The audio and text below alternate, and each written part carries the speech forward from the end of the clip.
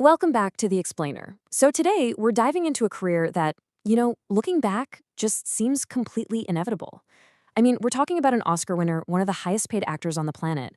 We all know and love him as Jack Dawson in Titanic, Jordan Belfort in The Wolf of Wall Street, and of course, Hugh Glass in The Revenant. His face is literally etched into the very foundation of modern Hollywood. But what if I told you that absolutely none of this was guaranteed? What if I told you that this legendary career almost ended before it even began, and then, crazy enough, almost ended again right when it hit its absolute peak? 3. That's the magic number today. That is the exact number of times Leonardo DiCaprio came incredibly close to just walking away from Hollywood for good. And we aren't just talking about, a passing thought or having a bad day on set. We are talking about 3 separate, highly critical moments where if he had made a single different decision, we literally wouldn't be talking about him today. So we're going to go on a chronological journey through these near misses. We'll start with a wild issue over his name, move into a completely unexpected alternative career path, and finally, we'll look at the exact fame that made him a household name. Okay, let's dive into this. Part 1, the Lenny Williams ultimatum. Now, what's really interesting about this is just how absurd things get when we rewind the clock all the way back to the early 1990s. Imagine an 11-year-old Leonardo DiCaprio. He's young, a little awkward maybe, but he really wants to be a professional actor. So his family takes him to meet an agent. It's supposed to be a normal, super exciting first step. Except, they hand this 11-year-old kid an absolutely ridiculous ultimatum. The agent basically tells him that the name Leonardo DiCaprio is a major problem. They deemed it too ethnic and just bluntly told him it was going to cost him jobs. And their bright suggestion? They demanded he change his name to something more, quote-unquote, castable, Lenny Williams. Just really think about that for a second. The iconic name printed on massive movie posters all over the world was almost permanently swapped out for Lenny Williams, a name nobody would ever remember. Well, DiCaprio actually stood his ground. He flat out refused the deal to become Lenny Williams. But because of that, he didn't get signed. And this rejection really functioned as the first major domino that almost ended his whole journey before it started. That single meeting crushed his confidence so incredibly hard that it kept him entirely out of the acting industry for 2 whole years. He didn't even try again until he was 13. That's when he finally found an agent who was actually willing to represent him exactly as he was. But if that second meeting had gone the same way as the first, there is a very real chance the career of Leonardo DiCaprio would have ended right then and there at age 11. Right, moving on to part 2. The noodle takes the stage. So this brings us to our second near miss, and honestly, it's arguably the most surprising, and definitely the most humorous alternative career path you could possibly imagine for a young dramatic actor. Because for a while there, young Leo genuinely considered ditching acting altogether to become a professional breakdancer. And no, he wasn't just messing around with his friends. He was seriously good. He actually placed second in a breakdancing competition in Germany, and even earned himself a professional alias. They called him the Noodle. Yep, the Noodle, thanks to his super loose, rubbery, pop-locking dance style.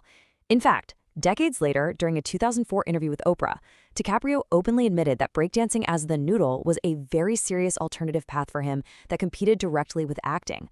And this brilliantly illustrates the mental toll of the Hollywood machine on a kid. I mean, think about it. Acting came with this constant, grueling rejection. Every single audition was just another chance to be told no. Breakdancing, on the other hand, offered pure performance with immediate feedback. You either landed the move or you completely wiped out, right? There was no casting director standing between him and his audience. While other actors like Jean-Claude Van Damme and Vin Diesel also came up through dance, DiCaprio's chapter as the Noodle came terrifyingly close to permanently rerouting his life before he ever truly made it big. But as we know, he stuck with the acting.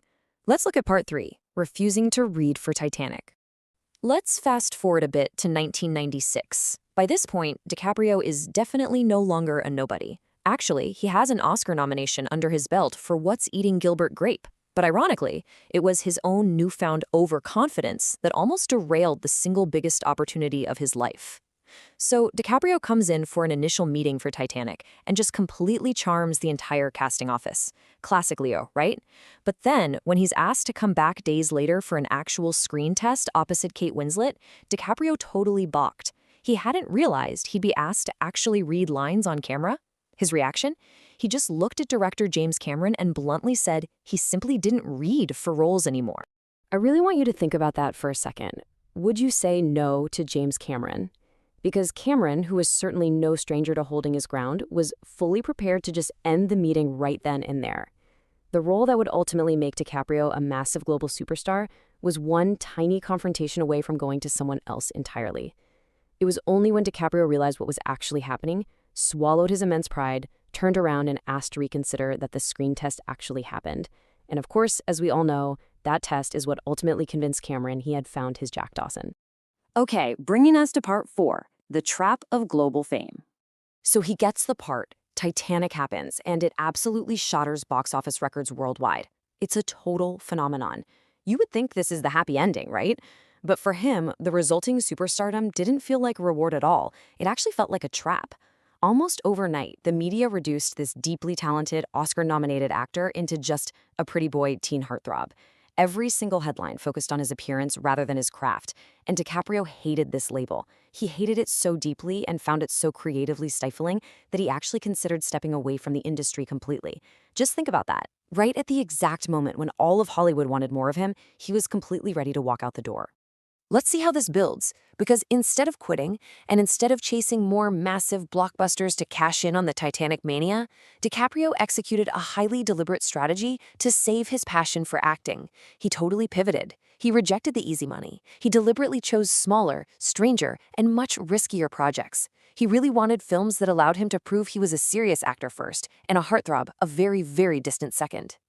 This precise strategy, focusing heavily on his now iconic collaborations with Martin Scorsese, is exactly what set up the next 2 decades of his amazing career, which finally culminated in his Oscar win for The Revenant.